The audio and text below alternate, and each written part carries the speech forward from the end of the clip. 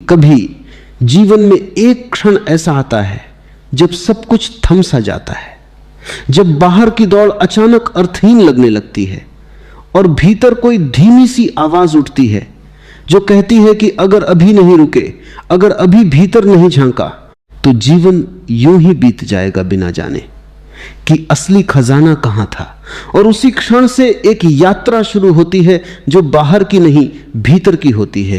एक ऐसी तपस्या जो किसी पहाड़ पर जाकर नहीं बल्कि अपने ही अस्तित्व के गहराई में उतर कर की जाती है। और यही 21 दिन की तपस्या है जो अगर पूरे होश और जागरूकता के साथ जी ली जाए तो यह केवल 21 दिन नहीं रहते बल्कि पूरी जिंदगी की दिशा बदल देने वाली क्रांति बन जाते हैं। क्योंकि असली बदलाव समय की लंबाई में नहीं, चेतना की गहराई में होता है। और जब चेतना बदलती है तो जीवन अपने आप बदलने लगता है। जैसे अंधेरे में दीपक जलते ही सब कुछ स्पष्ट हो जाता है। पहला कदम संकल्प का है, लेकिन यह संकल्प किसी इच्छा या लालसा से नहीं बल्कि एक गहरी समझ से जन्म लेता है कि जो अब तक जिया गया वह अधूरा था, कि जो खोज बाहर की दुनिया में की जा रही थी वह कभी पूरी नहीं हो सकती, क्योंकि जो चाहिए वह भीतर छुपा है। और यह समझ जब भीतर उतरती है तब एक मौन निर्णय होता है कि अब खुद को जानना है, अब खुद के साथ बैठना है, अब भागना बंद करना है। और यही संकल्प तपस्या की शुरुआत है। यह कोई जबरदस्ती नहीं है, यह कोई संघर्ष नहीं है।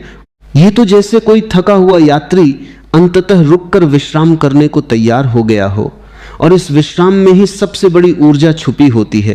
क्योंकि जब तक भागते रहते हैं तब तक खुद से दूर रहते हैं, और जैसे ही रुकते हैं खुद के करीब आना शुरू हो जाता है। धीरे धीरे जागरूकता का पहला स्पर्श होता है, जैसे कोई धुंध हटने लगे, जैसे कोई नींद से जाग रहा हो। और यह जागरूकता किसी प्रयास से नहीं आती बल्कि देखने से आती है। बस देखने से, बिना किसी निर्णय के, बिना किसी बदलाव की कोशिश के, जो है उसे वैसे ही देखने से। और जब देखने की यह कला आती है तो जीवन बदलने लगता है, क्योंकि अब हर क्रिया में होश जुड़ जाता है। हर छोटी छोटी बात में एक नई गहराई आने लगती है। जैसे चलना भी एक ध्यान बन जाता है, सांस लेना भी एक अनुभव बन जाता है। और धीरे धीरे यह स्पष्ट होने लगता है कि असली समस्या बाहर नहीं थी। समस्या तो यह थी कि अब तक सब कुछ बिना होश के किया जा रहा था, और यही बेहोशी दुख का कारण थी। फिर शरीर की ओर ध्यान जाता है, क्योंकि शरीर वह द्वार है जिससे भीतर जाया जा सकता है। और इस तपस्या में शरीर को दबाना नहीं है, उसे समझना है, उसे सुनना है, उसकी हर संवेदना को महसूस करना है। जैसे कोई प्रेम से किसी प्रिय को सुनता है, और जब शरीर के साथ यह संबंध बनता है तो एक नई शांति उतरने लगती है, क्योंकि शरीर हमेशा वर्तमान में होता है, वह कभी अतीत या भविष्य में नहीं जाता। और जब शरीर के साथ जुड़ते हैं तो वर्तमान में आना शुरू हो जाता है, और वर्तमान ही वह स्थान है जहां जीवन घटता है, जहां सत्य उपलब्ध होता है। और धीरे धीरे शरीर एक बोझ नहीं बल्कि एक साधन बन जाता है, एक मंदिर बन जाता है जिसमें चेतना की ज्योति जल सकती है। श्वास इस यात्रा का अगला द्वार बनती है, क्योंकि श्वास वह सेतु है जो शरीर और मन को जोड़ता है। और जब श्वास को देखा जाता है बिना बदले, बिना नियंत्रित किए, सिर्फ साक्षी बनकर, तो एक अद्भुत परिवर्तन शुरू होता है। मन धीरे धीरे शांत होने लगता है, जैसे कोई लहरें धीरे धीरे थम रही हों। और इस शांति में एक गहराई आती है, एक स्थिरता आती है जो पहले कभी अनुभव नहीं हुई थी। और यह स्पष्ट होने लगता है कि शांति बाहर नहीं मिलती, वह तो हमेशा भीतर थी, बस ध्यान नहीं था। और जैसे जैसे श्वास के साथ यह संबंध गहराता है वैसे वैसे भीतर उतरना आसान होता जाता है। जैसे कोई नदी धीरे धीरे सागर की ओर बह रही हो। फिर मन के विचारों का सामना होता है, और यह सबसे कठिन लगता है, क्योंकि अब तक उनसे भागते रहे थे, उन्हें दबाते रहे थे या उनमें उलझे रहे थे। लेकिन इस तपस्या में कुछ भी नहीं करना है, बस देखना है। विचार आते हैं, जाते हैं, और जो देख रहा है वो अलग है। और जैसे जैसे यह स्पष्ट होता है कि विचार और देखने वाला अलग है, वैसे वैसे एक दूरी बनती है, एक स्पेस बनता है। और इस स्पेस में ही स्वतंत्रता का जन्म होता है, क्योंकि अब विचारों के गुलाम नहीं रहते, अब वे केवल आते जाते बादल बन जाते हैं। और भीतर आकाश जैसा विस्तार महसूस होने लगता है। धीरे धीरे अकेलेपन का सामना होता है। और ये वह जगह है जहां बहुत लोग डर जाते हैं, क्योंकि अकेलापन खालीपन जैसा लगता है। लेकिन अगर उसे स्वीकार कर लिया जाए, अगर उसमें भागने के बजाय ठहर जाया जाए, तो वही अकेलापन एक गहरी शांति में बदलने लगता है। क्योंकि असल में अकेलापन नहीं है, वह तो सिर्फ खुद के साथ होने का पहला अनुभव है। और जब खुद के साथ होना आ जाता है, तो फिर किसी और की जरूरत नहीं रहती अपने आप को पूरा महसूस करने के लिए। और यही वह बिंदु है जहां तपस्या की जड़ें गहरी होने लगती हैं। इच्छाएं धीरे धीरे सामने आती हैं, वे जो अब तक छुपी हुई थीं, वे जो हमें लगातार दौड़ाती रही हैं। और इस यात्रा में उन्हें दबाना नहीं है, बल्कि देखना है, समझना है कि वे कहां से उठ रही हैं। और जैसे जैसे यह समझ आती है कि हर इच्छा किसी खालीपन से जन्म लेती है, वैसे वैसे इच्छाओं की पकड़ ढीली होने लगती है, क्योंकि अब उन्हें पूरा करने की जरूरत महसूस नहीं होती। अब उन्हें समझने की जरूरत महसूस होती है, और इस समझ में ही मुक्ति छुपी होती है। क्योंकि जब कारण समझ में आ जाता है, तो परिणाम अपने आप गिरने लगता है। धीरे धीरे मौन उतरता है, बिना किसी प्रयास के, बिना किसी कोशिश के, जैसे कोई फूल अपने आप खिलता है। और यह मौन शब्दों का अभाव नहीं है, यह तो एक ऐसी स्थिति है जहां भीतर कोई हलचल नहीं होती, जहां सब कुछ स्थिर हो जाता है। और इस स्थिरता में एक गहरा आनंद होता है, एक ऐसी तृप्ति जो किसी बाहरी चीज से नहीं मिल सकती। और यही वह क्षण होता है जब तपस्या का असली स्वाद आने लगता है, जब यह समझ में आता है कि जो खोज रहे थे वो हमेशा यही था, बस ध्यान नहीं था।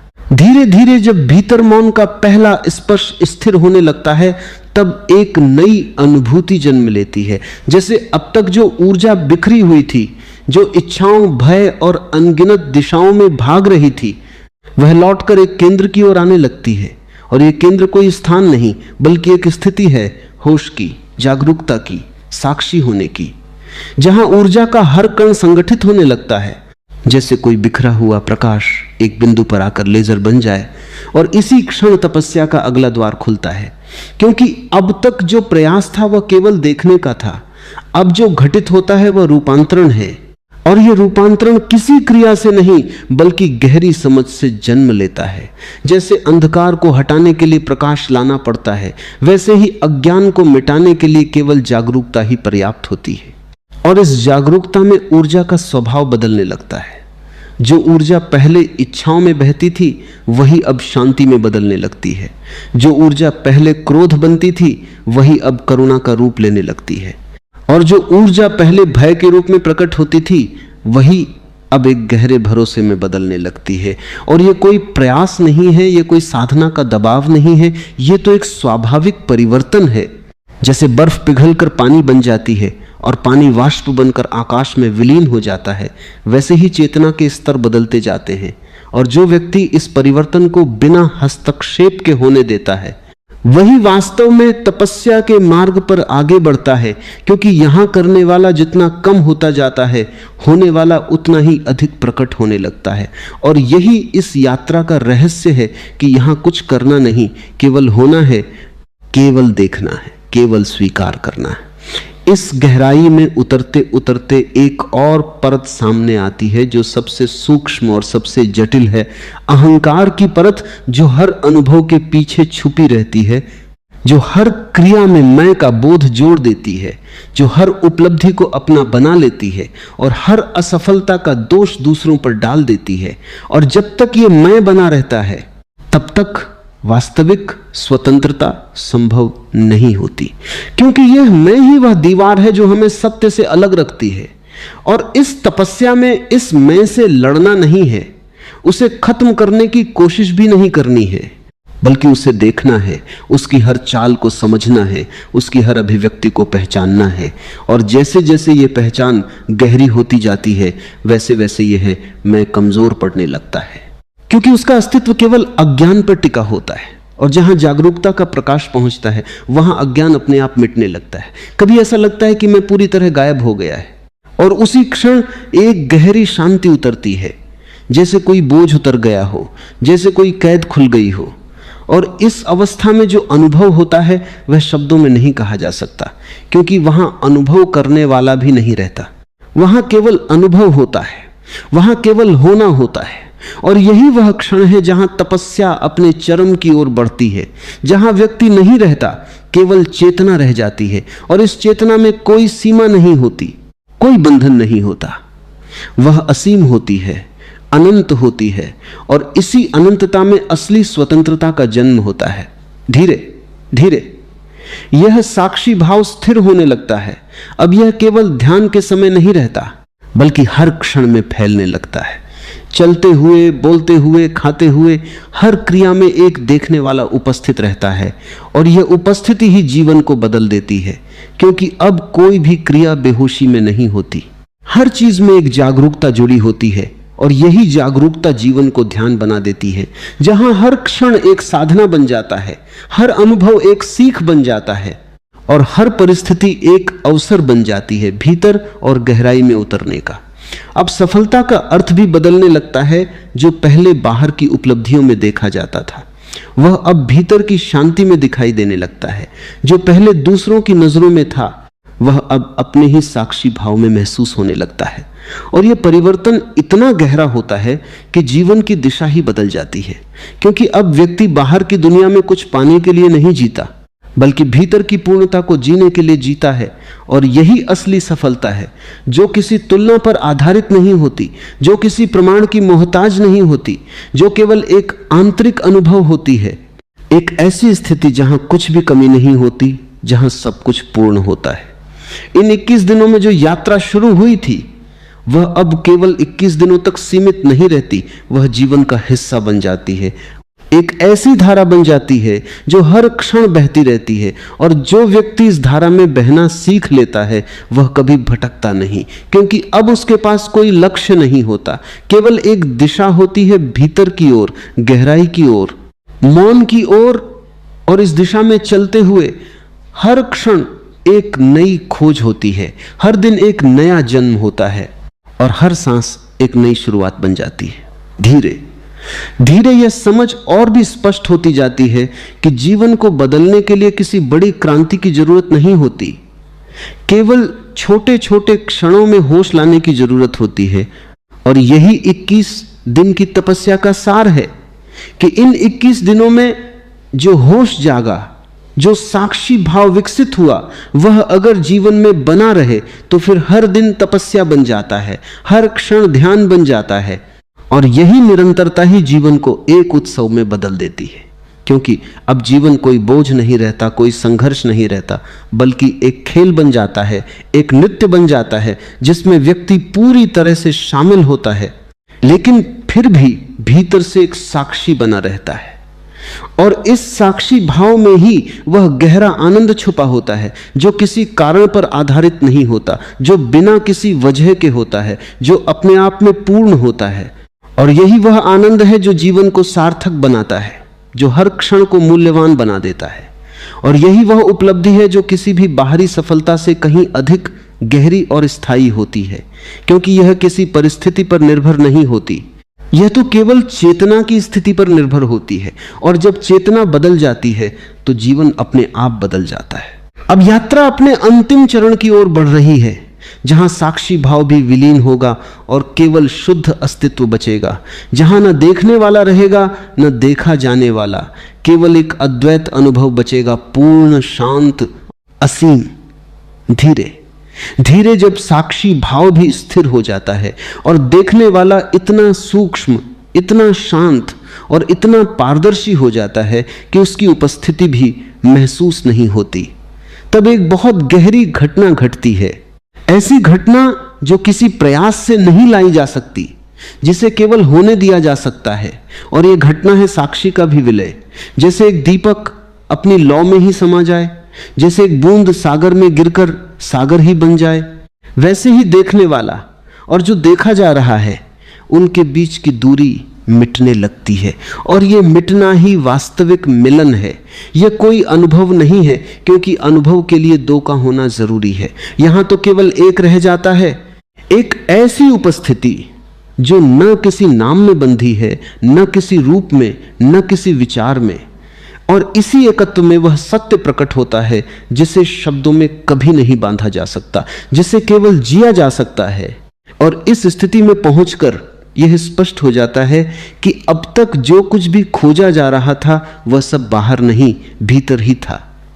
और जो खोजने वाला था वही असली बाधा था, क्योंकि खोजते समय वह हमेशा कुछ पाने की चाह में था और यह चाह ही दूरी बना रही थी। और जैसे ही यह चाह समाप्त होती है, जैसे ही यह खोज अपने आप गिर जाती है, वैसे ही जो है वो अपने पूर्ण रूप में प्रकट हो जाता है। अब यहां कोई साधना नहीं बचती, कोई प्रयास नहीं बचता, कोई दिशा भी नहीं बचती, क्योंकि दिशा तभी होती है जब कहीं पहुंचना हो। और जब यह अनुभव हो जाता है कि जो चाहिए था वह हमेशा यही था, तो फिर कहीं जाने की जरूरत नहीं रहती। और इसी में एक अद्भुत विश्राम है, एक ऐसा विश्राम जो थकान के बाद नहीं बल्कि पूर्णता के बाद आता है। और इस विश्राम में ही जीवन का असली संगीत सुना जा सकता है, क्योंकि अब कोई शोर नहीं है, कोई विचारों की भीड़ नहीं है, केवल एक मौन है जो सब कुछ अपने भीतर समेटे हुए है। और यह मौन खाली नहीं है, यह तो ऊर्जा से भरा हुआ है, यह तो चेतना से भरा हुआ है। और इसी मौन में हर प्रश्न का उत्तर अपने आप मिल जाता है, बिना पूछे, बिना खोजे। धीरे धीरे यह अनुभव जीवन के हर हिस्से में उतरने लगता है। अब यह केवल ध्यान में बैठने तक सीमित नहीं रहता, बल्कि हर क्षण में फैल जाता है। चलते हुए भी वही मौन, बोलते हुए भी वही मौन, काम करते हुए भी वही मौन। और यह मौन कोई बाधा नहीं बनता, बल्कि हर क्रिया को और भी सुंदर और भी सहज बना देता है, क्योंकि अब क्रिया में कोई तनाव नहीं होता, कोई जल्दी नहीं होती, कोई परिणाम की चिंता नहीं होती, केवल एक प्रवाह होता है। और इस प्रवाह में जीवन अपने आप अनफोल्ड होता चला जाता है। जैसे एक फूल बिना किसी प्रयास के खिलता है, वैसे ही जीवन अपने पूर्ण रूप में खिलने लगता है। अब जो भी किया जाता है वह किसी कमी को पूरा करने के लिए नहीं, बल्कि उस पूर्णता को व्यक्त करने के लिए किया जाता है जो भीतर अनुभव हो रही है। और यही सबसे बड़ा परिवर्तन है, क्योंकि अब जीवन किसी लक्ष्य की ओर दौड़ नहीं रहा, बल्कि हर क्षण में पूर्ण हो रहा है, हर क्षण में संपूर्ण हो रहा है। और यही वह स्थिति है जहां सफलता का अर्थ पूरी तरह बदल जाता है, क्योंकि अब सफलता किसी उपलब्धि का नाम नहीं है, बल्कि एक अवस्था का नाम है। एक ऐसी अवस्था जहां भीतर कोई द्वंद्व नहीं होता, कोई संघर्ष नहीं होता, केवल एक गहरी शांति और संतोष होता है। इस अवस्था में पहुंचकर यह भी स्पष्ट हो जाता है कि जो 21 दिन की तपस्या थी वह केवल एक द्वार थी, एक शुरुआत थी। असली यात्रा तो अनंत है, क्योंकि चेतना की कोई सीमा नहीं होती। वह हर क्षण और गहराई में जा सकती है, हर क्षण और विस्तार पा सकती है। और यही जीवन का सौंदर्य है कि इसमें कोई अंत नहीं है, कोई अंतिम बिंदु नहीं है, केवल एक निरंतर विस्तार है, एक निरंतर गहराई है। और जो व्यक्ति इस यात्रा में उतर जाता है वह कभी रुकता नहीं, क्योंकि अब रुकने का कोई कारण नहीं होता। अब तो केवल एक आनंद है जो उसे हर क्षण आगे ले जाता है। और यह आगे बढ़ना भी किसी मंजिल की ओर नहीं, बल्कि उसी गहराई की ओर होता है जो हर क्षण और भी रहस्यमयी होती जाती है। अब अहंकार पूरी तरह से विलीन हो चुका है, और उसके साथ ही वह सारी सीमाएं भी समाप्त हो चुकी हैं जो उसे बांधे हुए थी। अब कोई पहचान नहीं है, कोई नाम नहीं है, कोई भूमिका नहीं है, केवल एक शुद्ध अस्तित्व है। और इस अस्तित्व में ही वह स्वतंत्रता है जिसकी खोज हर मनुष्य करता है। और यही वह स्वतंत्रता है जो किसी परिस्थिति पर निर्भर नहीं होती, जो किसी व्यक्ति या वस्तु पर आधारित नहीं होती। यह तो केवल चेतना की अवस्था है। और जब यह अवस्था आ जाती है तो जीवन में कोई बंधन नहीं रहता, कोई डर नहीं रहता, केवल एक गहरा विश्वास होता है कि जो भी है, जैसा भी है, वह पूर्ण है, वह ठीक है। धीरे धीरे यह समझ और भी गहरी होती जाती है कि जीवन को बदलने की कोशिश ही सबसे बड़ी बाधा थी, क्योंकि बदलने की कोशिश में हमेशा एक असंतोष छुपा होता है, एक अस्वीकार छुपा होता है। और जब यह स्वीकार आ जाता है कि जो है वही पर्याप्त है, तभी वास्तविक परिवर्तन संभव होता है। क्योंकि अब कोई विरोध नहीं है, कोई संघर्ष नहीं है, केवल एक सहजता है। और इस सहजता में ही जीवन अपने आप बदलने लगता है, बिना किसी प्रयास के, बिना किसी दबाव के। और यही इस पूरी तपस्या का सार है कि यहां कुछ करना नहीं है, केवल जागना है, केवल देखना है। और जो देखा जाता है वह अपने आप रूपांतरित हो जाता है। अब हर क्षण एक उत्सव बन जाता है, क्योंकि अब कोई अपेक्षा नहीं है, कोई मांग नहीं है, केवल एक कृतज्ञता है, एक आभार है कि जीवन है, कि चेतना है, कि अनुभव है। और इसी आभार में एक गहरा आनंद है, एक ऐसा आनंद जो किसी कारण से नहीं आता, जो बिना किसी वजह के होता है। और यही वो आनंद है जो जीवन को सार्थक बनाता है, जो हर क्षण को एक उपहार बना देता है। और इसी बिंदु पर यह भी स्पष्ट हो जाता है कि असली तपस्या किसी समय सीमा में नहीं बंधी होती, वो तो हर क्षण की जागरूकता में होती है। और अगर यह जागरूकता बनी रहे, अगर यह साक्षी भाव जीवित रहे, तो हर दिन हर पल तपस्या बन जाता है। और यही वह निरंतरता है जो जीवन को एक नई दिशा देती है, जो जीवन को केवल जीने का नहीं बल्कि जानने का, समझने का और अनुभव करने का माध्यम बना देती है। अब केवल एक अंतिम परत शेष है, जहां यह अनुभव भी विलीन हो जाएगा, जहां यह जानने वाला भी समाप्त हो जाएगा और केवल शुद्ध अस्तित्व बचेगा, निर्विचार, निर्विकल्प, पूर्ण। और उसी में तपस्या अपने चरम पर पहुंचती है, उसी में जीवन अपनी अंतिम सच्चाई को प्रकट करता है। धीरे धीरे जब भीतर की यात्रा अपने अंतिम किनारे को छूने लगती है, तब एक ऐसी खामोशी उतरती है जो किसी साधना का परिणाम नहीं लगती, बल्कि जैसे वह हमेशा से थी और अब केवल प्रकट हो रही है, जैसे बादल हट गए हों और आकाश अपने आप दिखने लगा हो। और इस खामोशी में कोई केंद्र नहीं रहता, कोई साधक नहीं रहता, कोई पाने वाला नहीं रहता, केवल एक शुद्ध उपस्थिति रह जाती है, जो न भीतर है न बाहर, जो न समय में है न समय के पार, जो बस है अपने आप में पूर्ण, अपने आप में संतुष्ट। और इस बस होने में ही वह रहस्य छुपा है जिसे शब्द कभी नहीं पकड़ पाए, जिसे विचार कभी समझ नहीं पाए, क्योंकि यह समझ का विषय नहीं है, यह तो केवल अनुभव का विसर्जन है, जहां अनुभव करने वाला भी समाप्त हो जाता है और केवल अनुभव की निरंतरता रह जाती है, बिना किसी सीमा के, बिना किसी रुकावट के। अब जो कुछ भी घट रहा है वह किसी मैं के कारण नहीं हो रहा, बल्कि जैसे जीवन स्वयं अपने आप को जी रहा है, जैसे अस्तित्व स्वयं अपनी धुन में बह रहा है। और इस बहाव में कोई प्रतिरोध नहीं है, कोई चुनाव नहीं है, केवल एक सहज स्वीकृति है। और यह स्वीकृति कोई मानसिक निर्णय नहीं है, यह तो उस गहरी समझ से जन्मी है जहां यह देखा जा चुका है कि विरोध ही पीड़ा है और स्वीकृति ही शांति है। और जब यह समझ इतनी गहरी हो जाती है कि वो विचार नहीं रहती बल्कि अस्तित्व का हिस्सा बन जाती है, तब जीवन एक निरंतर ध्यान बन जाता है, जहां कुछ भी अलग नहीं है, जहां हर क्रिया, हर अनुभूति उसी मौन का विस्तार बन जाती है। अब समय का अर्थ बदल जाता है, क्योंकि जो भीतर अनुभव हो रहा है वह अतीत या भविष्य से बंधा नहीं है, वह केवल इस क्षण में है। और यह क्षण भी कोई बिंदु नहीं बल्कि एक अनंत विस्तार है जिसमें सब कुछ समाया हुआ है। और जब इस विस्तार में जीना शुरू होता है, तब 21 दिन, 21 वर्ष या पूरा जीवन सब एक ही धारा में बहने लगते हैं, क्योंकि अब समय की गणना नहीं होती, अब केवल चेतना की गहराई मायने रखती है।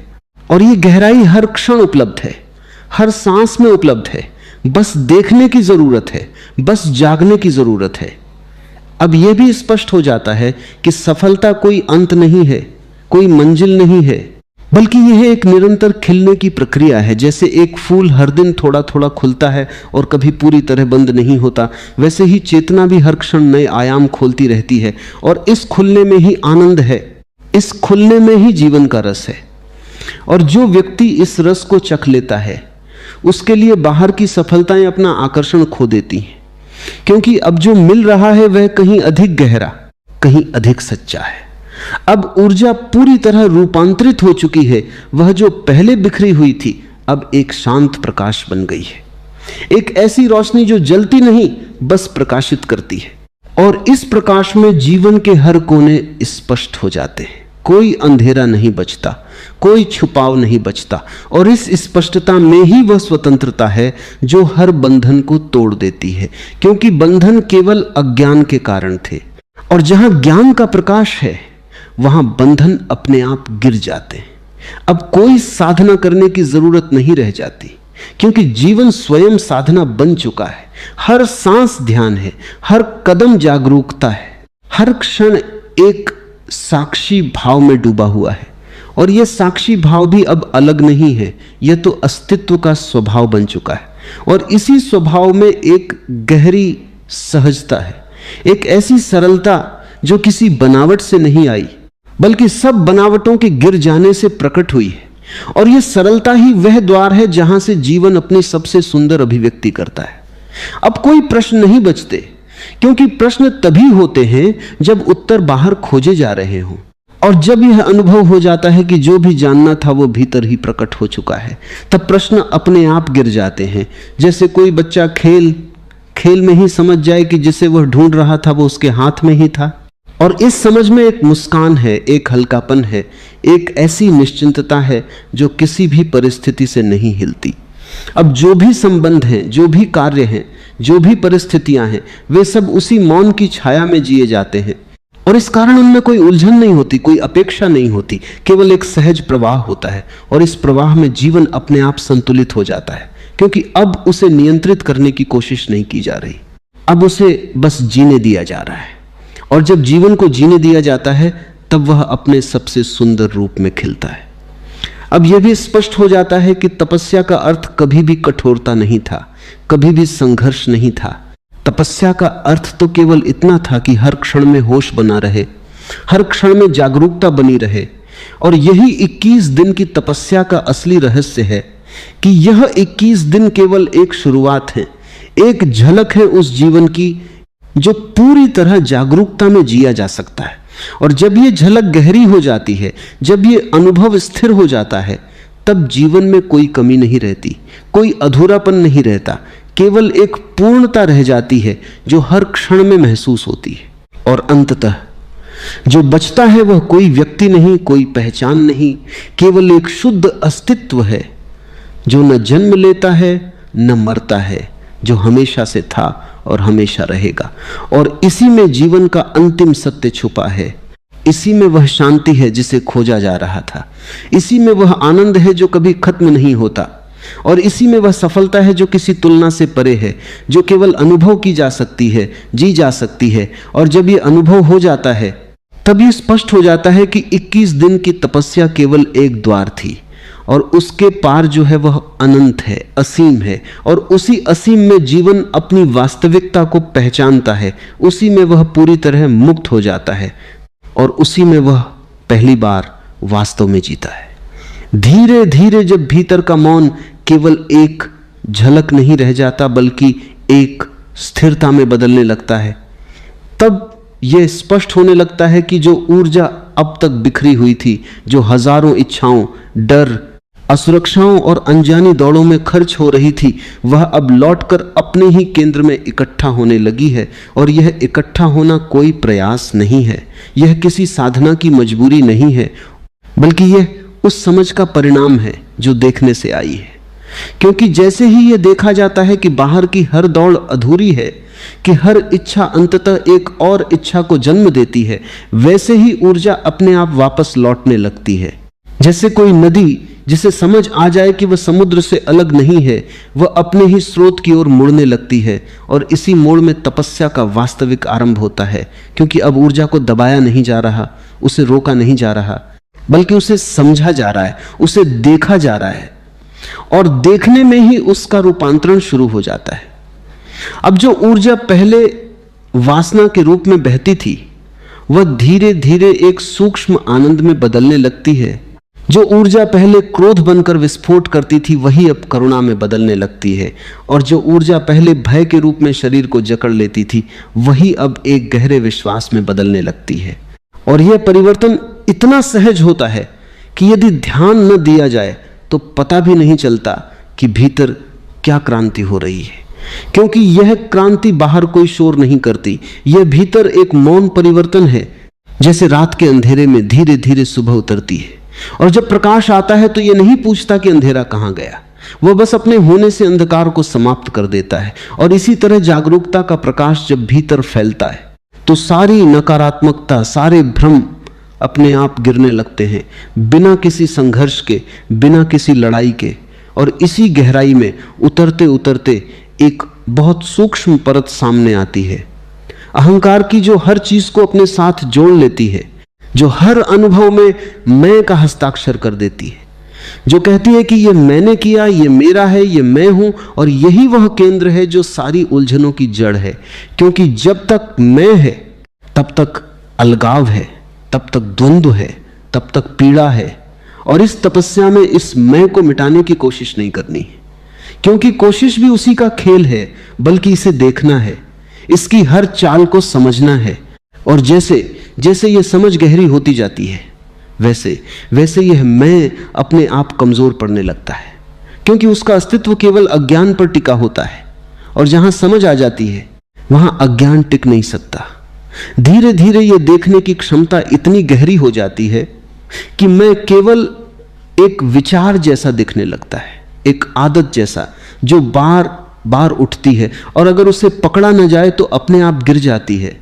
और इसी क्षण एक बहुत बड़ी स्वतंत्रता का अनुभव होता है, क्योंकि अब यह स्पष्ट हो जाता है कि जो मैं समझा जा रहा था वह असली नहीं था, वह केवल एक परछाई थी। और जैसे ही यह परछाई देखी जाती है वह मिटने लगती है, और उसके पीछे जो बचता है वह एक शुद्ध उपस्थिति है, एक ऐसा होना जिसमें कोई नाम नहीं है, कोई रूप नहीं है, केवल एक साक्षी है जो सब कुछ देख रहा है लेकिन किसी से जुड़ा नहीं है। अब यह साक्षी भाव धीरे धीरे हर क्षण में उतरने लगता है। अब यह केवल ध्यान में बैठने तक सीमित नहीं रहता, बल्कि चलते हुए, बोलते हुए, काम करते हुए हर क्रिया में यह देखने वाला उपस्थित रहता है। और यह उपस्थिति ही जीवन को बदल देती है, क्योंकि अब कोई भी क्रिया बेहोशी में नहीं होती, हर चीज में एक स्पष्टता होती है, एक होश होता है। और यही होश जीवन को ध्यान में बदल देता है, जहां हर क्षण एक साधना बन जाता है, हर अनुभव एक दर्पण बन जाता है जिसमें स्वयं को देखा जा सकता है। अब सफलता का अर्थ भी धीरे धीरे बदलने लगता है। जो पहले बाहर की उपलब्धियों में दिखता था वह अब भीतर की शांति में दिखाई देने लगता है। जो पहले दूसरों की नजरों में था वह अब अपने ही साक्षी भाव में महसूस होने लगता है। और यह परिवर्तन इतना गहरा होता है कि जीवन की दिशा ही बदल जाती है, क्योंकि अब व्यक्ति बाहर कुछ पाने के लिए नहीं जीता, बल्कि भीतर की पूर्णता को जीने के लिए जीता है। और यही असली सफलता है, जो किसी तुलना पर आधारित नहीं होती, जो किसी प्रमाण की जरूरत नहीं रखती, जो केवल एक अनुभव होती है, एक ऐसी स्थिति जहां कुछ भी कमी नहीं होती, जहां सब कुछ पूर्ण होता है। अब यह 21 दिन की तपस्या केवल एक अभ्यास नहीं रहती, यह एक जीवन शैली बन जाती है, एक ऐसी धारा जो हर क्षण बहती रहती है। और जो व्यक्ति इस धारा में बहना सीख लेता है वह कभी भटकता नहीं, क्योंकि अब उसके पास कोई लक्ष्य नहीं होता, केवल एक दिशा होती है, भीतर की ओर, गहराई की ओर, मौन की ओर। और इस दिशा में चलते हुए हर क्षण एक नई खोज होती है, हर दिन एक नया जन्म होता है, और हर सांस एक नई शुरुआत बन जाती है। और इसी में जीवन का असली सौंदर्य छुपा है, इसी में वह सफलता छुपी है जो कभी समाप्त नहीं होती। और फिर एक ऐसा मोड़ आता है जहां साक्षी भी बहुत सूक्ष्म हो जाता है, इतना सूक्ष्म कि उसका होना भी महसूस नहीं होता, जैसे देखने वाला भी धुंधला पड़ने लगता है। और यह धुंधलापन कोई कमी नहीं है, यह एक गहरी परिपक्वता का संकेत है, क्योंकि अब देखने वाला और जो देखा जा रहा है उनके बीच की दूरी कम होने लगती है। और जैसे जैसे यह दूरी कम होती है वैसे वैसे एकत्व का अनुभव जन्म लेने लगता है। और यह अनुभव शब्दों में नहीं बांधा जा सकता, क्योंकि शब्द हमेशा द्वैत में होते हैं, यह और वह, मैं और तुम, देखने वाला और देखा जाने वाला। लेकिन यहां द्वैत नहीं बचता, यहां केवल एक रह जाता है, एक ऐसा होना जो सब कुछ समेटे हुए है। और इस एक में ही वह रहस्य छुपा है जिसे लोग सत्य, परमात्मा या अस्तित्व कहते हैं। अब यहां कोई अनुभव करने वाला नहीं बचता, केवल अनुभव की निरंतरता रह जाती है। जैसे कोई नदी समुद्र में गिरकर अपनी पहचान खो देती है, लेकिन उसी खोने में वह अपने असली स्वरूप को पा लेती है, वैसे ही जब साक्षी भी विलीन हो जाता है तब जो बचता है वह कोई व्यक्ति नहीं होता, वह केवल चेतना होती है। इनके समुद्र में गिरकर केवल कांकार को देती है, ये समुद्र में गिरकर केवल कांकार को देती है, केवल कांकार को देती है। एक ऐसी चेतना जो सीमित नहीं है, जो किसी शरीर में कैद नहीं है, जो किसी विचार से बंधी नहीं है। और इसी चेतना में वह स्वतंत्रता है जिसकी खोज हर मनुष्य करता है, लेकिन जिसे वह बाहर ढूंढता रहता है। अब जीवन पूरी तरह बदल जाता है, लेकिन यह बदलाव बाहर से नहीं दिखता, क्योंकि बाहर सब कुछ वैसा ही रह सकता है, वही काम, वही लोग, वही परिस्थितियां, लेकिन भीतर सब कुछ बदल चुका होता है। क्योंकि अब जो जी रहा है वह कोई नहीं, अब केवल जीवन जी रहा है, और इस जीने में कोई संघर्ष नहीं है, कोई द्वंद्व नहीं है, केवल एक सहज प्रवाह है। जैसे हवा बहती है, जैसे नदी बहती है, वैसे ही जीवन बहता है, बिना किसी रुकावट के, बिना किसी दिशा के। और इस बहाव में एक गहरा आनंद है, एक ऐसा आनंद जो किसी कारण पर आधारित नहीं है। अब यह भी स्पष्ट हो जाता है कि तपस्या का अर्थ कभी भी खुद को कष्ट देना नहीं था, कभी भी खुद से लड़ना नहीं था, बल्कि तपस्या का अर्थ था खुद को पूरी तरह देखना, खुद को पूरी तरह समझना। और इस समझ में ही वह रूपांतरण छुपा था जो अब प्रकट हो चुका है। और यही वह क्षण है जहां यह समझ आती है कि 21 दिन केवल एक शुरुआत थे। असली तपस्या तो हर क्षण में है, हर सांस में है, हर जागरूक पल में है। अब कोई खोज नहीं बचती, क्योंकि जो खोजा जा रहा था वह मिल चुका है। और यह मिलना भी ऐसा नहीं है कि कुछ नया मिला हो, बल्कि ऐसा है जैसे जो हमेशा से था, उसे पहली बार देखा गया हो। और इस देखने में ही एक गहरा विश्राम है, एक ऐसी शांति है जो कभी टूटती नहीं, जो किसी परिस्थिति से प्रभावित नहीं होती। और यही वह शांति है जो जीवन को एक उत्सव में बदल देती है, क्योंकि अब कोई कमी नहीं है, कोई चाह नहीं है, केवल एक पूर्णता है जो हर क्षण में महसूस होती है। और इसी पूर्णता में जीवन अपनी अंतिम गहराई को छूता है, जहां कुछ भी पाने की जरूरत नहीं रहती, जहां कुछ भी बनने की जरूरत नहीं रहती, क्योंकि जो है वही पर्याप्त है, वही पूर्ण है।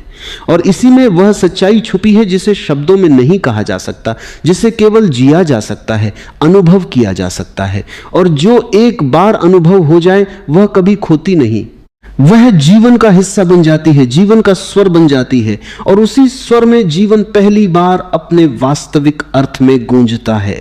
धीरे धीरे जब भीतर उतरने की यह प्रक्रिया केवल एक अभ्यास नहीं रह जाती, बल्कि एक जीवित अनुभव बन जाती है, तब यह स्पष्ट होने लगता है कि अब तक जो ऊर्जा जीवन में बिखरी हुई थी, जो अनगिनत दिशाओं में दौड़ रही थी, जो हर क्षण कुछ पाने, कुछ बनने, कुछ पकड़ने की कोशिश में लगी हुई थी, वही ऊर्जा अब एक अलग ही दिशा में बहने लगी है। जैसे कोई धारा जो वर्षों तक इधर उधर भटकती रही हो, अचानक उसे अपना सागर मिल गया हो, और अब वह बिना किसी बाधा के उसी ओर बह रही हो। और इस बहाव में एक अजीब सी सहजता है, एक ऐसा विश्राम है जो पहले कभी महसूस नहीं हुआ, क्योंकि अब ऊर्जा को कहीं जाना नहीं है, अब उसे किसी लक्ष्य को पाना नहीं है, अब वह केवल अपने ही केंद्र में स्थिर हो रही है। और इस स्थिरता में ही उसका रूपांतरण छुपा है, क्योंकि जो ऊर्जा स्थिर होती है वही गहराई में उतरती है, और जो गहराई में उतरती है वही अपने वास्तविक स्वरूप को प्रकट करती है। अब यह अनुभव होने लगता है कि ऊर्जा का स्वभाव बदल रहा है। जो पहले बाहर की वस्तुओं में उलझती थी, वह अब भीतर की शांति में डूबने लगी है। जो पहले इच्छाओं के रूप में खींचती थी, वह अब एक संतोष के रूप में फैलने लगी है। और जो पहले असुरक्षा के रूप में जकड़ती थी, वह अब एक भरोसे के रूप में खुलने लगी है। और यह परिवर्तन इतना मौन है कि इसे केवल वही देख सकता है जो देखने के लिए तैयार है, क्योंकि यह परिवर्तन किसी बाहरी संकेत के साथ नहीं आता। यह भीतर एक सूक्ष्म क्रांति है, जैसे बीज के भीतर कुछ बदलता है और एक दिन वह वृक्ष बनकर बाहर आता है, लेकिन जो परिवर्तन बीज के भीतर हुआ वह किसी को दिखाई नहीं देता। उसी तरह यह तपस्या भीतर एक बीज को बदल रही है, और यह बीज है चेतना का, जो अब जागने लगी है, फैलने लगी है, अपने आप को पहचानने लगी है। धीरे धीरे यह भी समझ में आने लगता है कि जो कुछ भी अब तक जीवन में महत्वपूर्ण लगता था, वह वास्तव में उतना महत्वपूर्ण नहीं था, क्योंकि वह सब बाहर था, और बाहर की हर चीज अस्थाई है, बदलने वाली है, और जो बदलने वाला है वह कभी स्थायी संतोष नहीं दे सकता। और इस समझ के साथ ही एक बहुत गहरी विरक्ति जन्म लेने लगती है। लेकिन यह विरक्ति किसी नफरत से नहीं आती, यह किसी त्याग से नहीं आती, यह तो समझ से आती है। जैसे कोई बच्चा खिलौने से खेलते खेलते एक दिन समझ जाता है कि यह असली नहीं है, और फिर वह उसे छोड़ देता है बिना किसी दुख के, बिना किसी संघर्ष के। उसी तरह जब यह समझ आती है कि बाहर की दौड़ अधूरी है, तो वह अपने आप छूटने लगती है। अब अहंकार की परत और भी स्पष्ट होने लगती है, क्योंकि अब देखने की क्षमता बढ़ गई है। अब वह सूक्ष्म चालें भी दिखाई देने लगती हैं जो पहले अनदेखी रह जाती थी। जैसे हर विचार में, हर प्रतिक्रिया में, हर इच्छा में मैं की एक हल्की सी छाया होती है जो कहती है कि ये मेरे लिए है, ये मुझे चाहिए, ये मैं हूं। और ये मैं इतना पुराना है, इतना गहरा है कि इसे पहचानना आसान नहीं होता। लेकिन जैसे जैसे देखने की प्रक्रिया गहराती है, वैसे वैसे यह स्पष्ट होने लगता है कि यह मैं कोई वास्तविक सत्ता नहीं है। यह तो केवल विचारों का एक समूह है, एक आदत है, एक पहचान है जो समय के साथ बन गई है।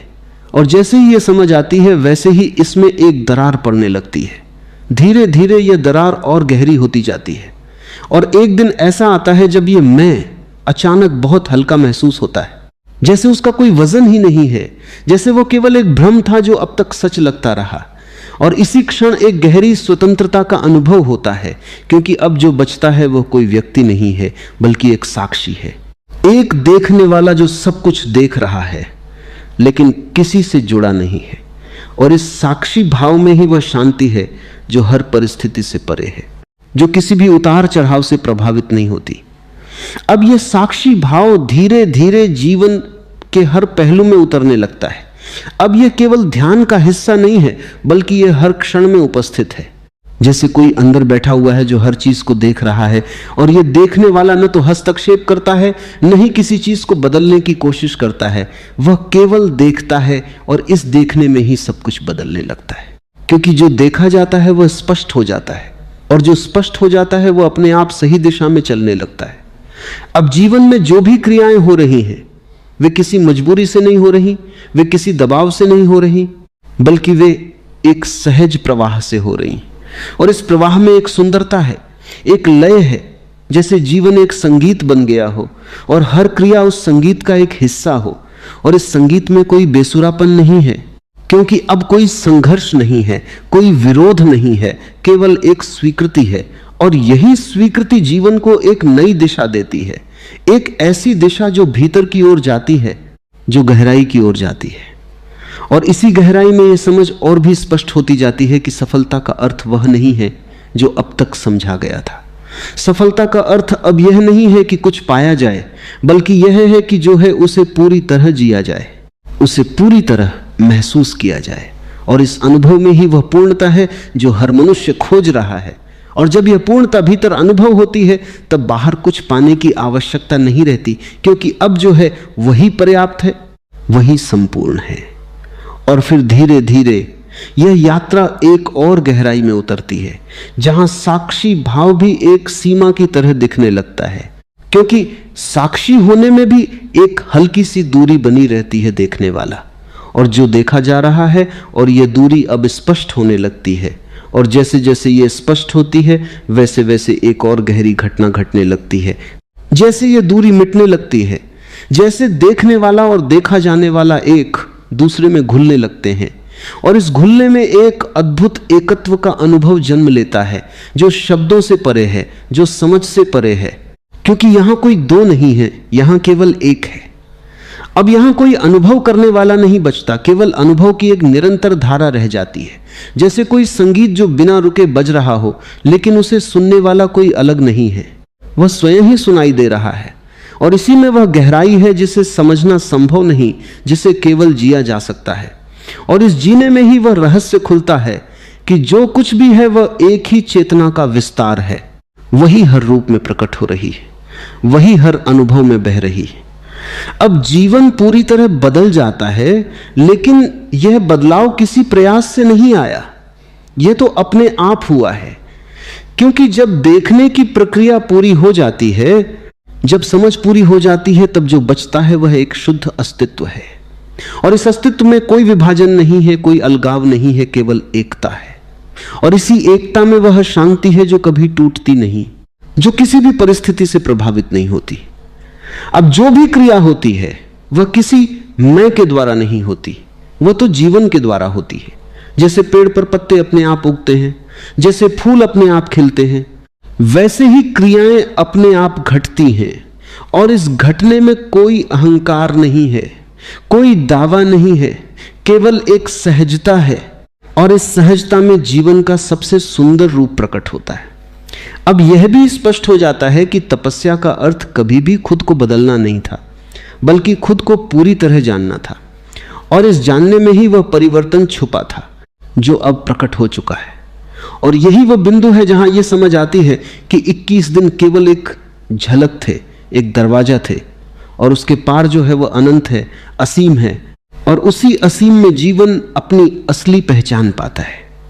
अब कोई खोज नहीं बचती, क्योंकि जो खोजा जा रहा था वह मिल चुका है, और यह मिलना भी ऐसा नहीं है कि कुछ नया मिला हो, बल्कि ऐसा है जैसे जो हमेशा से था, उसे पहली बार देखा गया हो।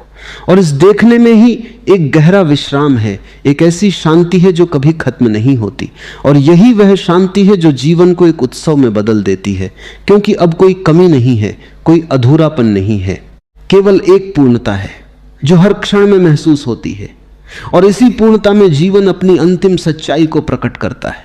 और अब जब ये सब भी केवल एक स्मृति की तरह हल्का होने लगता है, जब साक्षी, मौन, ऊर्जा, रूपांतरण, ये सब शब्द भी भीतर अपनी पकड़ खोने लगते हैं, तब एक ऐसी गहराई खुलती है जहां किसी भी सहारे की जरूरत नहीं रहती, जहां अनुभव भी एक बोझ जैसा लगने लगता है, क्योंकि अनुभव के लिए भी किसी सूक्ष्म मैं का होना आवश्यक है, और यहां वह भी धीरे धीरे विलीन हो रहा है, जैसे कोई आखिरी धागा भी टूटने के करीब हो।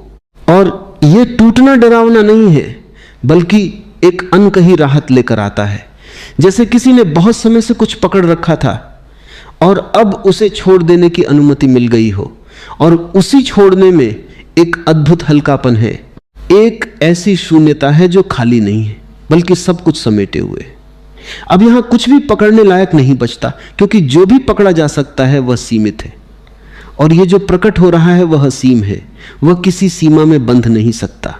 और इसीलिए मन यहां ठहर नहीं पाता, क्योंकि मन का स्वभाव ही है सीमाएं बनाना, नाम देना, पहचान बनाना, और यहां कुछ भी ऐसा नहीं है जिसे नाम दिया जा सके, जिसे समझा जा सके।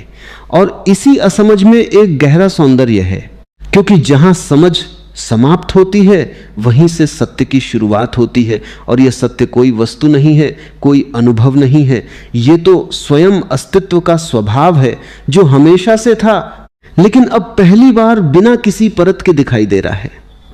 अब यह भी स्पष्ट हो जाता है कि जो कुछ भी अब तक साधना के रूप में किया गया वह केवल एक तैयारी थी, एक सफाई थी, जैसे कोई दर्पण को साफ करता है ताकि उसमें प्रतिबिंब स्पष्ट दिख सके, और जब दर्पण पूरी तरह साफ हो जाता है तब उसे साफ करने की जरूरत नहीं रहती, तब केवल प्रतिबिंब बचता है। और यहां तो वह भी नहीं, क्योंकि यहां कोई अलग प्रतिबिंब नहीं है, यहां तो केवल एक ही सत्ता है जो खुद को हर रूप में देख रही है, खुद को हर अनुभव में जी रही है, और इस देखने में कोई दूरी नहीं है, कोई अलगाव नहीं है, केवल एक निरंतरता है, एक ऐसी धारा जो कभी रुकती नहीं, जो कभी टूटती नहीं।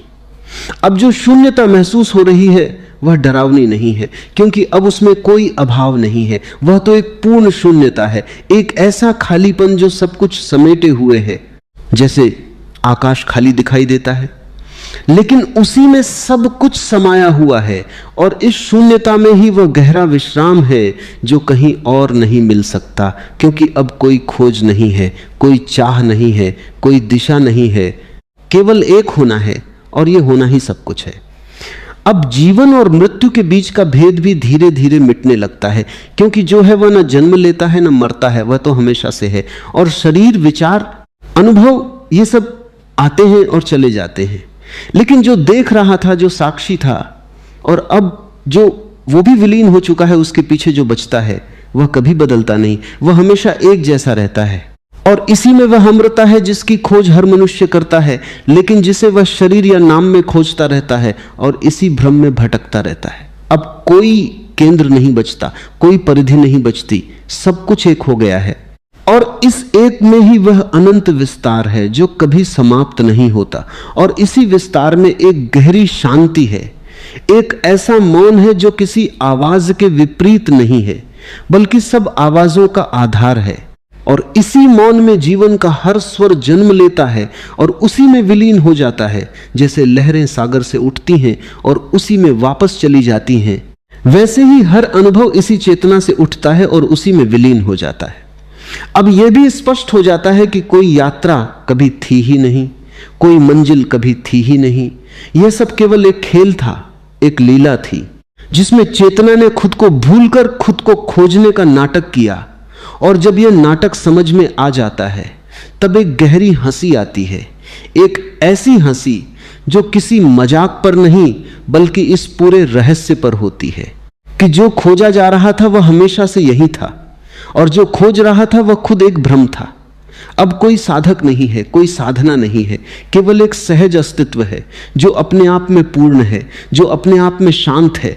और इस शांति में ही वह आनंद है जो कभी खत्म नहीं होता, क्योंकि यह किसी कारण से नहीं आया, यह तो स्वभाव है, यह तो मूल है, और जो मूल होता है वह कभी समाप्त नहीं होता।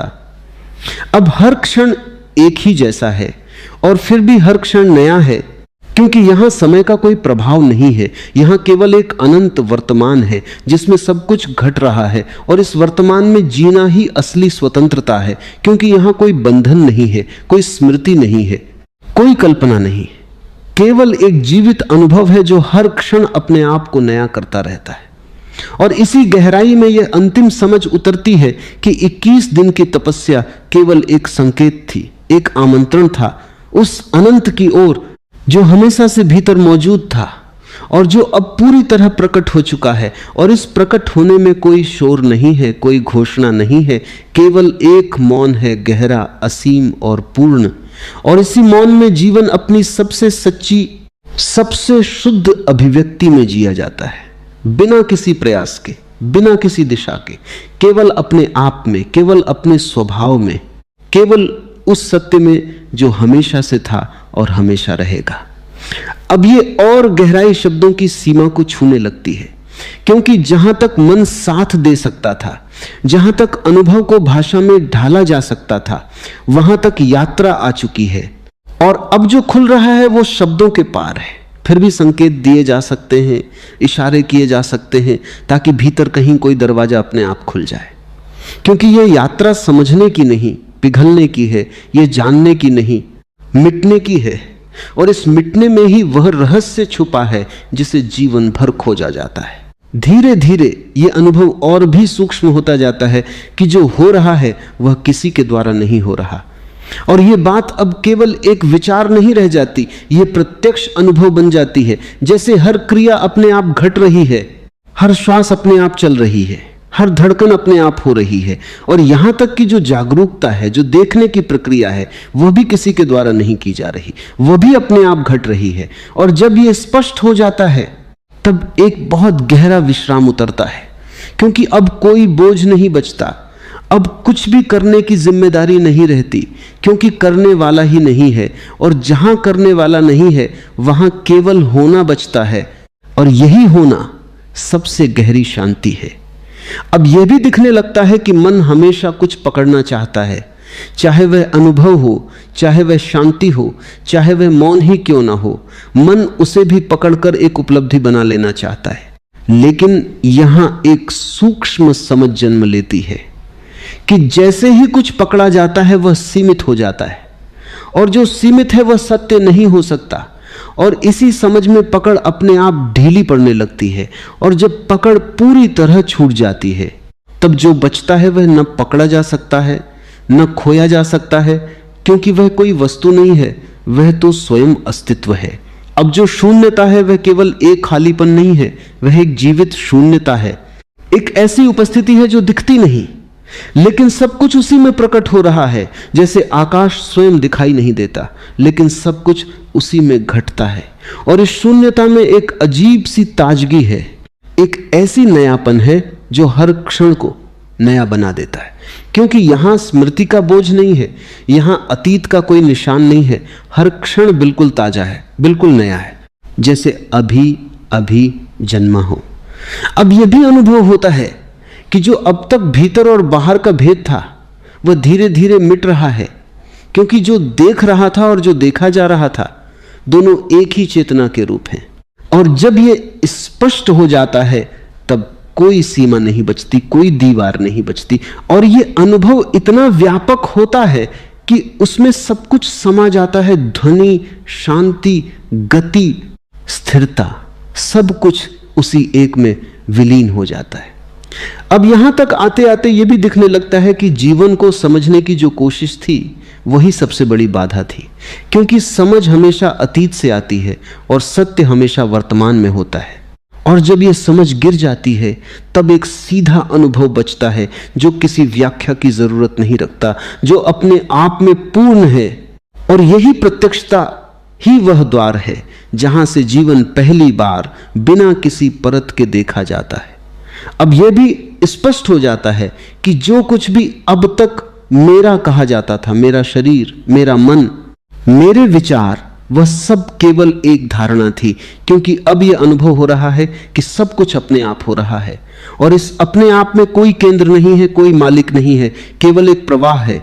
और इस प्रवाह में ही वह स्वतंत्रता है, क्योंकि अब कोई बंधन नहीं है, कोई पकड़ नहीं है, केवल एक सहजता है।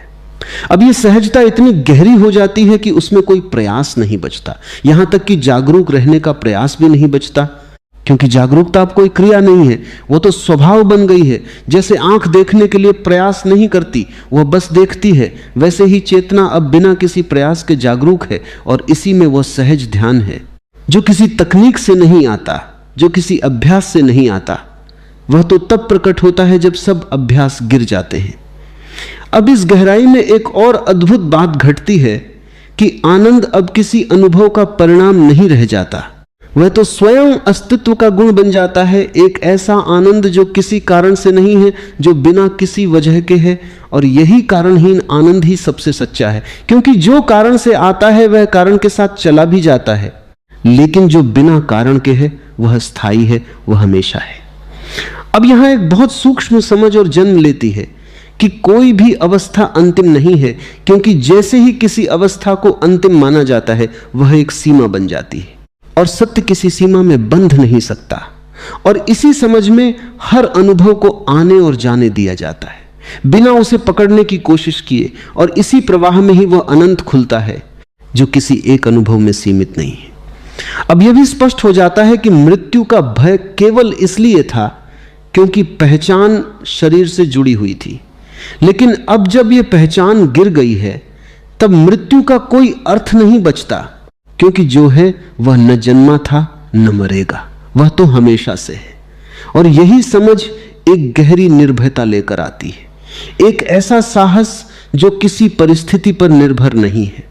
अब इस अवस्था में जीवन एक लीला जैसा लगने लगता है, एक खेल जैसा जिसमें सब कुछ घट रहा है, लेकिन कोई गंभीरता नहीं है, क्योंकि अब कोई व्यक्तिगत दांव नहीं है, कोई हार जीत नहीं है, केवल एक अनुभव है जो आता है और चला जाता है। और इस खेल को देखते हुए एक गहरी मुस्कान बनी रहती है, क्योंकि अब सब कुछ स्पष्ट है, सब कुछ पारदर्शी है। अब अंततः जो बचता है वह कुछ भी नहीं है और वही सब कुछ है। एक ऐसी शून्यता जो पूर्ण है, एक ऐसा मौन जो जीवित है, एक ऐसा अस्तित्व जो किसी भी परिभाषा में नहीं आता। और इसी में तपस्या अपने चरम पर पहुंचती है, क्योंकि अब कुछ भी करने को नहीं बचा, कुछ भी पाने को नहीं बचा, केवल वही बचा है जो हमेशा से था, शुद्ध, शांत, असीम। और यही अंतिम सत्य है कि यात्रा कभी थी ही नहीं, केवल एक सपना था, और अब वह सपना समाप्त हो चुका है। और जो जागा है वह कभी सोया ही नहीं था, वह हमेशा जागृत था। बस अब यह स्पष्ट हो गया है, और इस स्पष्टता में ही वह पूर्णता है, वही सफलता है जो न समय से बंधी है न किसी उपलब्धि से, बल्कि केवल इस जागरण से, इस मौन से, इस असीम से। अब जहां यह सब भी धीरे धीरे विलीन होने लगता है, जहां मौन भी कोई अनुभव नहीं रह जाता, जहां शून्यता भी कोई अवस्था नहीं रह जाती, वहां एक ऐसी परत खुलती है जिसे समझने की कोई संभावना नहीं, क्योंकि समझने वाला ही अब अनुपस्थित है। और यही अनुपस्थिति सबसे बड़ा द्वार है, क्योंकि जब तक कोई देखने वाला था तब तक एक सूक्ष्म दूरी बनी हुई थी, चाहे वह कितनी ही पवित्र क्यों न हो। लेकिन अब जब वह भी नहीं रहा, तब केवल वह बचता है जो कभी आया ही नहीं था, इसलिए कभी जा भी नहीं सकता। और इसी में एक अजीब सी पूर्णता है, एक ऐसी तृप्ति जो किसी अनुभव का परिणाम नहीं बल्कि हर अनुभव के पार की स्थिति है। अब यहां कोई अनुभव नहीं हो रहा, क्योंकि अनुभव के लिए दो चाहिए, अनुभव करने वाला और अनुभव की वस्तु, और यहां दो नहीं है। यहां केवल एक असीम उपस्थिति है जो खुद को किसी रूप में सीमित नहीं करती, जो किसी पहचान में नहीं बंधती, और इसी कारण उसे किसी भी शब्द से नहीं पकड़ा जा सकता, क्योंकि शब्द हमेशा सीमाएं बनाते हैं और ये जो है वह असीम है। इसलिए हर शब्द यहां आकर अधूरा पड़ जाता है, हर विचार यहां आकर टूट जाता है, और जो बचता है वह केवल एक सीधा नग्न अस्तित्व है, बिना किसी परत के, बिना किसी कहानी के। अब यह भी स्पष्ट हो जाता है कि जो अब तक जागरूकता कहा जा रहा था वह भी केवल एक सीढ़ी थी, एक माध्यम था, और जब उस सीढ़ी का काम पूरा हो जाता है तो वह भी अपने आप गिर जाती है, क्योंकि जहां पहुंचना था वहां अब कोई पहुंचने वाला नहीं बचा, और इस गिरने में कोई हानि नहीं है, बल्कि यही सबसे बड़ी मुक्ति है। क्योंकि अब कोई साधन नहीं बचा, कोई लक्ष्य नहीं बचा, केवल एक शुद्ध होना बचा है, जो न साधना है न सिद्धि है, बस स्वभाव है। अब यहां एक बहुत सूक्ष्म, लगभग अदृश्य सा परिवर्तन होता है, जहां यह भी समाप्त हो जाता है कि कुछ समाप्त हो गया, क्योंकि समाप्त होने का भी बोध तभी तक है जब तक कोई देखने वाला है, और यहां वह भी नहीं है। इसलिए अब न आरंभ है, न अंत है, न यात्रा है, न मंजिल है, केवल एक निरंतरता है जो किसी समय में नहीं बहती, जो किसी दिशा में नहीं जाती, जो बस है, और इस बस होने में ही वह रहस्य है जिसे कोई जान नहीं सकता, लेकिन जो हर किसी के भीतर मौन रूप से विद्यमान है। अब यह भी देखा जाता है कि जो कुछ भी कभी सत्य के रूप में समझा गया था वह भी केवल एक झलक थी, एक संकेत था, क्योंकि सत्य को समझा नहीं जा सकता, उसे केवल जिया जा सकता है, और यहां तो जीने वाला भी नहीं है, इसलिए यह कहना भी सही नहीं कि इसे जिया जा रहा है। यह तो बस है अपने आप में, बिना किसी संदर्भ के, बिना किसी तुलना के। अब यह भी समाप्त हो जाता है कि कुछ विशेष घट रहा है, क्योंकि विशेष और सामान्य का भेद भी तभी तक है जब तक मन है, और यहां मन का कोई अस्तित्व नहीं बचा। इसलिए अब हर क्षण वही है, हर क्षण एक जैसा है, और फिर भी हर क्षण बिल्कुल नया है, क्योंकि यहां कोई स्मृति नहीं है जो उसे पुराना बनाए, कोई कल्पना नहीं है जो उसे भविष्य से जोड़े, केवल एक शुद्ध वर्तमान है जो किसी क्षण में नहीं बंधा बल्कि हर क्षण का आधार है। अब यहां एक और गहरी समझ उतरती है कि जो कुछ भी कभी खोजा गया वह कभी खोया ही नहीं था, और जो खोज रहा था वह भी एक कल्पना थी। और इस समझ में कोई आश्चर्य नहीं है, कोई छौंक नहीं है, क्योंकि यहां प्रतिक्रिया भी समाप्त हो चुकी है। केवल एक शांत स्वीकृति है जो किसी निर्णय से नहीं आई, बल्कि इस प्रत्यक्षता से आई है कि सब कुछ हमेशा से ऐसा ही था। अब यह भी नहीं कहा जा सकता कि मैं हूं, क्योंकि मैं का कोई अर्थ नहीं बचा, और हूं का भी कोई संदर्भ नहीं बचा, क्योंकि होने और न होने का भेद भी मन का ही खेल था, और यहां वह खेल समाप्त हो चुका है। इसलिए जो है उसे किसी भी रूप में व्यक्त करना असंभव है, और फिर भी वह हर रूप में प्रकट हो रहा है, हर अनुभव में, हर ध्वनि में, हर मौन में। अब यह भी नहीं बचता कि कुछ जाना जा चुका है, क्योंकि जानने वाला ही नहीं है, और जो है वह जानने की वस्तु नहीं है, वह तो स्वयं ज्ञान का स्रोत है, और इसी कारण वह कभी खो नहीं सकता, कभी छूट नहीं सकता, क्योंकि उसे पकड़ने की जरूरत ही नहीं है, वह तो पहले से ही है, हमेशा से। अब यहां तक आते आते सब कुछ इतना सरल हो जाता है कि उसमें कोई जटिलता नहीं बचती, कोई रहस्य नहीं बचता, क्योंकि रहस्य भी तभी तक है जब तक उसे सुलझाने वाला है, और यहां वह भी नहीं है। इसलिए अब सब कुछ एकदम स्पष्ट है, एकदम खुला है, जैसे कुछ छुपा ही नहीं था, और इसी खुलापन में एक असीम शांति है जो किसी कारण से नहीं है, जो किसी स्थिति पर निर्भर नहीं है। और अंततः जो बचता है वह न शून्यता है, न पूर्णता है, न मौन है, न ध्वनि है, वह इन सब के पार है, और फिर भी इन्हीं के रूप में प्रकट होता है। और यही अंतिम गहराई है जहां कोई शब्द नहीं पहुंच सकता, जहां कोई विचार नहीं टिक सकता, जहां केवल वही है जो हमेशा से था, जो हमेशा रहेगा, जो कभी बदला नहीं, और जिसे जानने की कोई जरूरत नहीं, क्योंकि वही सब कुछ है।